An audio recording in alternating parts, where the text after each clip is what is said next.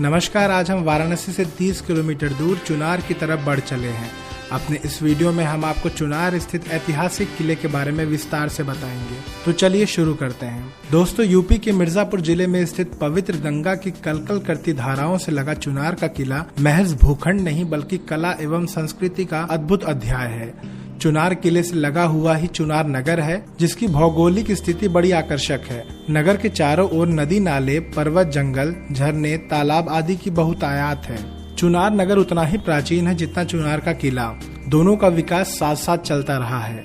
इस किले पर महाभारत काल के सम्राट काल्यवन, संपूर्ण विश्व पर शासन करने वाले उज्जैन के प्रतापी सम्राट विक्रमादित्य, हिंदू धर्म के अंतिम सम्राट पृथ्वीराज चौहान से लेकर सम्राट अकबर, शेरशाह सूरी जैसे शासकों ने शासन किया है। चुनारगढ़ किले का निर्माण किस शासक ने कराया है, इसका कोई प्रमाण नहीं है। ये आप देखिए, नहीं बोलते थे काल कोठी बोलते थे। काल कोठी मतलब इससे फोर्ट पर लड़ाई होता था, युद्ध होता था। लेकिन स्थानीय लोगों के अनुसार माना जाता है कि इस किले का निर्माण 16वीं शताब्दी में उज्जैन के राजा विक्रमादित्य ने अपने भाई राजा भरथरी के लिए करवाया था। स्थानीय लोगों के अनुसार राजा भरथरी ने इस किले में महासमाधि भी ली थी। किले में मौजूद सभी चीजें किले के उत्थान पतन की कहानियां कहती हैं। किले में ऊंचाई पर 52 खंभों पर बना हुआ सोनवा मंडप है, जिसके नीचे रहस्यमयी और तिलस्मी तहखाना है, जिसमें हर वक्त अंधेरा रहता है। तहखाने में कई बंद दरवाजे हैं। इन दरवाजों से किले के भीतर जाने का रास्ता है। किले के भीतर बहुत सारे गुप्त स्थान और रहस्यमयी कोठरियां हैं। इसके अलावा इस चुनार किले में एक कैद खाना भी है। इस कारागार का निर्माण वारन हेस्टिंग ने कराया था तथा इसमें अंग्रेजों के विरुद्ध लड़ने वाले बंदी रखे जाते थे। ये कारागार लगभग 80 फुट लंबा और 30 फुट चौड़ा है। इसमें कई कक्ष बने हैं तथा इसे लोहे के मजबूत किवाड़ों से सुरक्षित किया गया है। दोस्तों, चुनार किले से मां गंगा के दर्शन भी किए जा सकते हैं और इस किले से गंगा मार्ग से आने वाले दुश्मनों पर नजर भी रखी जाती थी। चुनार किले में एक कूप भी है जहां रानी स्नान किया करती थी। ये एक प्रसिद्ध कुआं है जिसमें सुरंग मार्ग होने का जिक्र हमेशा सुनाई देता है। ये कुआं लगभग 85 हाथ गहरा है, जहां पर रानी स्नान करने हेतु आती थी। कुएं के अंदर जाने के लिए सीढ़ियां बनी हुई हैं।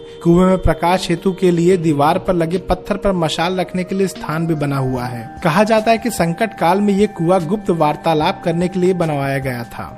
इसके अलावा इस किले में कई गहरे तहखाने हैं जो कि गुप्त रूप रास्तों से एक दूसरे से जुड़े हैं।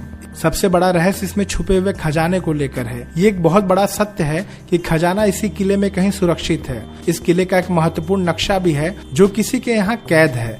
नक्शे को लेकर कई प्रभावशाली राजनीतिक लोगों के बीच आपसी तनातनी भी हुई, जो कि इस किले की दुर्दशा का एक बहुत बड़ा कारण है। ना जाने कितने लोगों ने लोभ और लालच में आकर अपने जान हाथ धो बैठे।